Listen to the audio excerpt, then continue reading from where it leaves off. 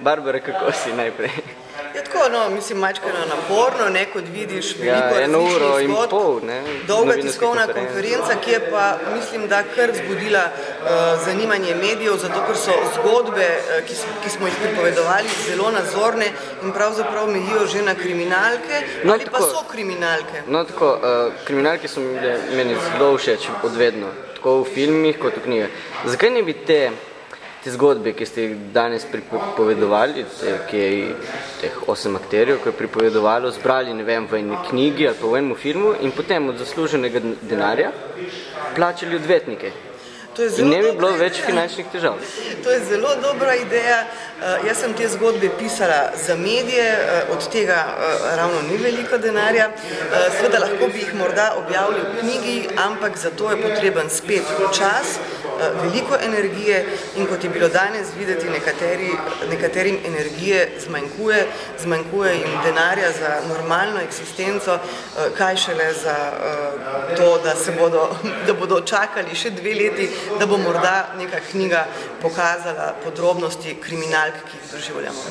No, kdo je največji krivec za to, kar se dogaja? Oblast. Zato, ker ne funkcionira na nek način pravna država, zato, ker tako oblast kot dotični odvetnik omalovažujejo policijo, tožilstvo, torej, Franci Matos, da poudarimo. Franci Matos. To se pravi, za njih so vsi nič vredni. Kako naj ta sistem deluje?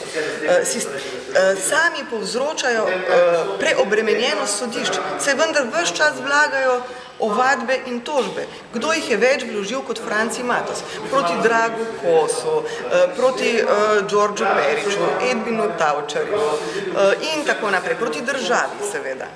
Celo proti sodnikom je rekel, da jo bo vložil, zato ker so stavkali. Kdo tukaj zdaj ovira nek sodni sistem?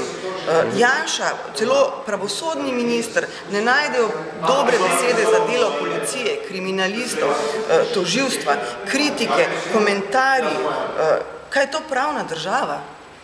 Torej, kriva je oblast, ki dopušča vse to, ki se vmešava celo v pravosodje in ki najema odvetnika Francija Matosa.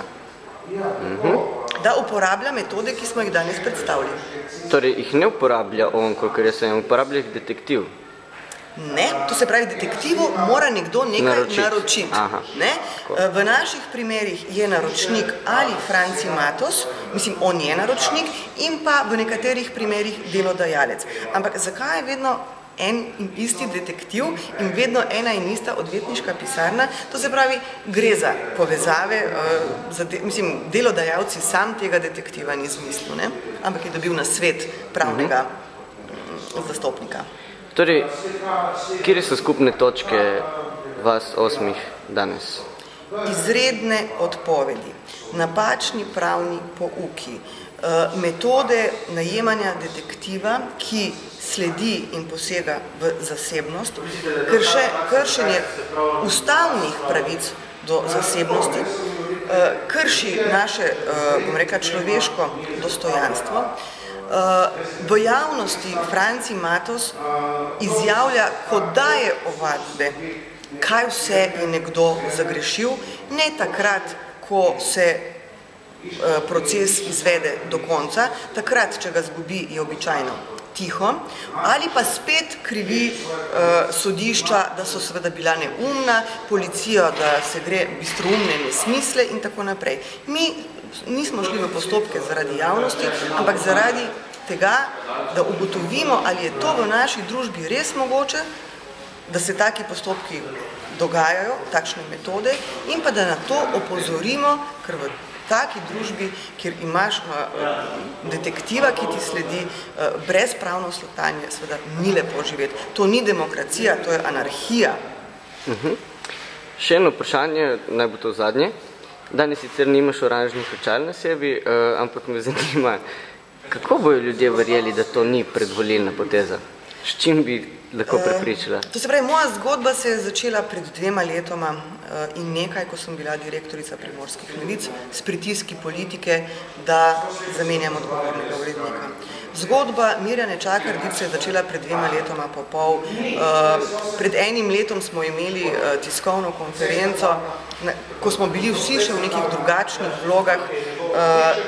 Potem sem delala kot novinarka in raziskovala te zgodbe, ker sem jih dobro občutila, vedela sem, kaj ljudje preživljajo.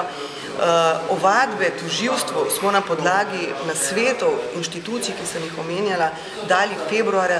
Resnično nisem vedela, kdaj bojo kriminalisti ugotovili in kaj bodo ugotovili v svojih preiskavah. To so dali v javnost prejšnji teden, oni, ne mi, in moram reči, da glede na dolgost in globino zgodbe, to resnično nima nič veze z mojo kandidaturo na državnozborskih volitvah. Gotovo ima pa veze z mojo osebnostjo in zakaj se borim in proti čemu sem. Najlepša hvala.